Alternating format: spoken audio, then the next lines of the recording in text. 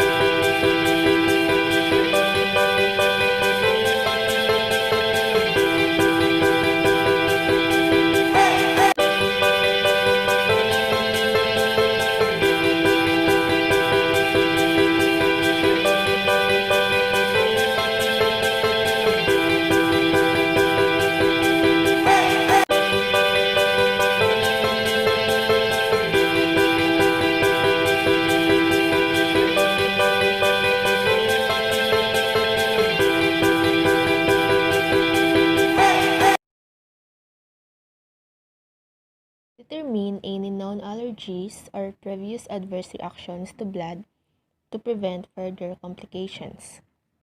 And note specific signs related to the client's pathology and reason for transfusion.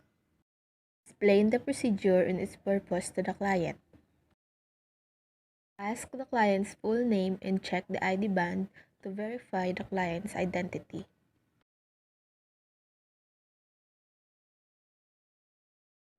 If the client has an IV solution infusing, check whether the needle and solution are appropriate to administer blood. The needle should be gauge 18 or 19 and the solution must be normal saline. If the infusing solution is not compatible, remove it and dispose it accordingly to agency policy.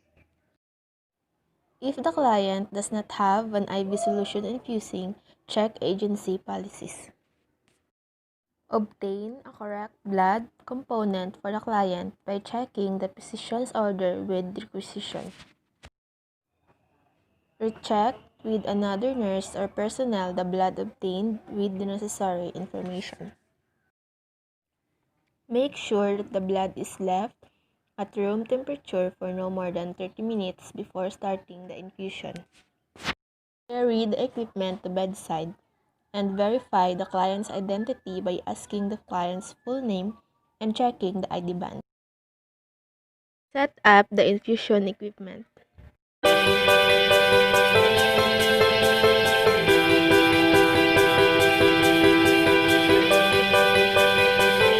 And put on gloves. Close all the clamps on the Y set, main flow rate clamp, and both Y line clamp.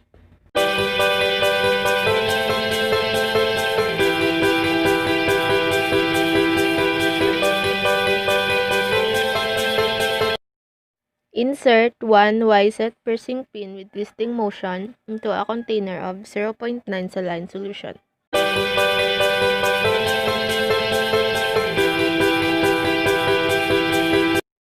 Hang the container on the IV pole about 1 meter above the planned venipuncture site. Open the upper clamp of the normal saline tubing and squeeze drip chamber until it covers the filter and 1/3 of the drip chamber above the Tap filter chamber to expel any residual air in the filter.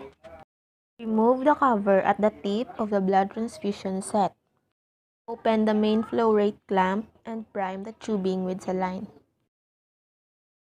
Prepare the blood bag. Invert the bag gently several times to mix the cells with plasma. Suspend the blood bag.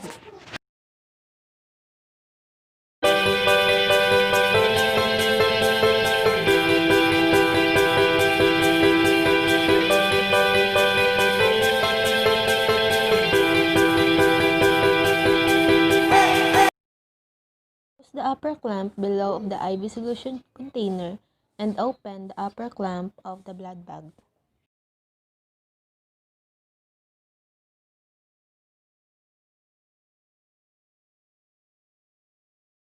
Adjust flow rate with main clamp. Observe the client closely for the first 5 to 19 minutes and run the blood slowly for the first 25 minutes at 20 drops per minute.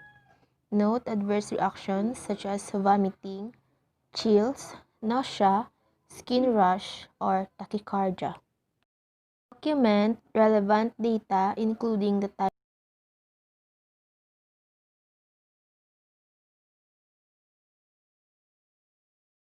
Monitor the client every 15 minutes after initiating the transfusion. Check the vital signs of client. If there are no signs of reaction, establish the required flow rate.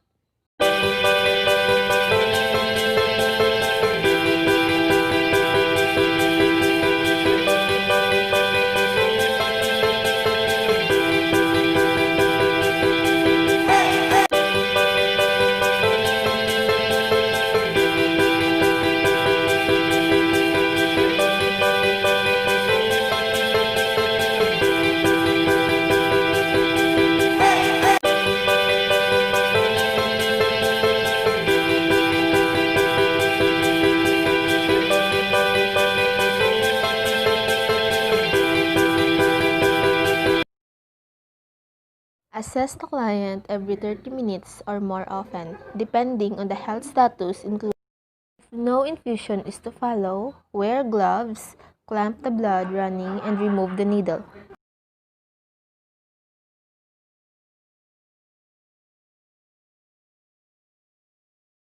If the primary IV is to be continued, flush the maintenance line with saline solution.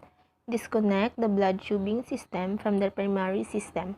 Adjust the drip to the desired rate. Discard the administration set according to agency. Then remove gloves. Then monitor vital signs.